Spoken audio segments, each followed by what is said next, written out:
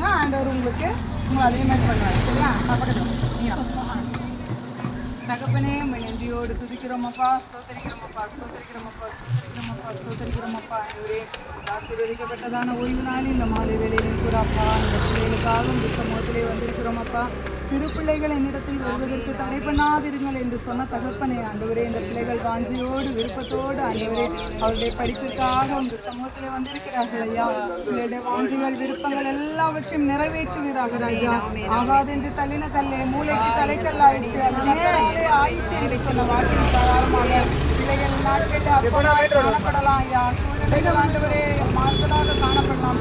ஆனால் ஆண்டவரே உமக்கு ஒரு நொடி போதும் அப்பா, ஒரு இமைப்பொழுதிலே அற்புதம் செய்ய நீ வல்லமை உள்ளவராய் இருக்கிறீரையா.